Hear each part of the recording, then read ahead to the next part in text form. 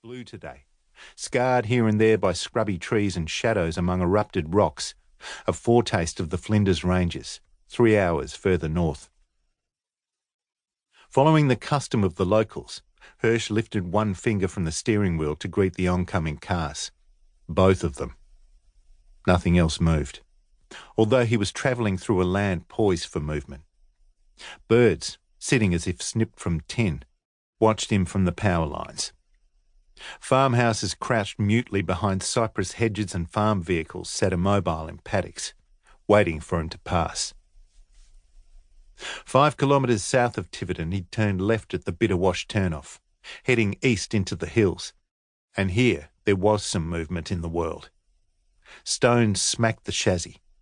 Skinny sheep fled, a dog snarled across a fence line, crows rose untidily from a flattened lizard. The road turned and rose and fell, taking him deeper into hard scrabble country just inside the rain shadow. He passed a tumbled stone wall dating from the 1880s and a wind farm turbine. Someone had been planting trees against erosion up and down one of the gullies. He remembered to check kilometres travelled since the turnoff and wondered how far along the track this tin hut was. He slowed for a dip in the road, water running shallowly across it from last night's storm, and accelerated uphill, over a peak and around a blind corner, and jammed on the brakes, slewed to a shuddering halt in a hail of gravel. A gum tree branch the length of a power pole lay across Bitterwash Road. Hirsch switched off, his heart hammering. Close shave. Beyond, the road dipped again, bottoming out where a creek in weak, muddy flood had scored a shallow trench in the gravel. Then it climbed to another blind corner. And there, in a little cleared area inside the fence and angled alongside a bend in the creek, was Sergeant Crop's tin hut. Corrugated iron walls and roof, mostly rust, and a crooked chimney. On a flat above it he glimpsed trees and the suggestion of a green farmhouse roof. Hirsch got out. He was reaching to drag the branch off the road when a bullet snapped past his head.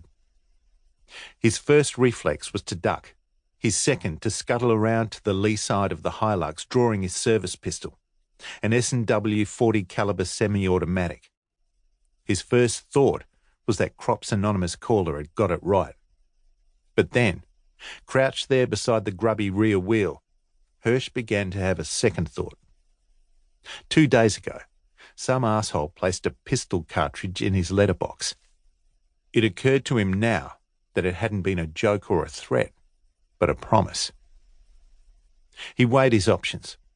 Call for backup, tackle the shooter, get the hell out. Options. They had him trapped where the road dipped between a canola crop and a stony hill. As soon as he showed himself, as soon as he got behind the wheel or clambered uphill to find the shooter or climbed the fence to run through the canola, he'd be shot. Meanwhile, police backup was in Redruth, 40 kilometres away. Hang on. Like fuck it was. The shooters were the very officers he hoped might back him up. They were not 40 kilometres, but 40 metres away, up there on the hillside, positioned for crossfire, their radios conveniently switched off.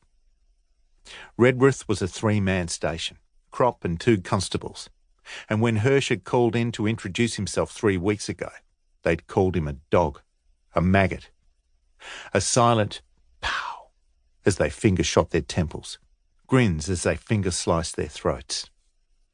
Placed a pistol cartridge in his letterbox when his back was turned. Hirsch thought about it some more. Even if he managed to climb back in the Hilux, the tree was still across the road, and there was nowhere to turn around. They'd shoot him through the glass. Discounting a full-on uphill assault that left a zigzagging escape into the canola crop, a broad yellow swathe stretching to the smoky hills on the other side of the valley. But to reach it, he'd have to climb the bank and then tangle himself in a wire fence. And how much cover would the crop provide? Hirsch began to feel a strange, jittery discordance. He might have put it down to fear, but he knew what fear felt like.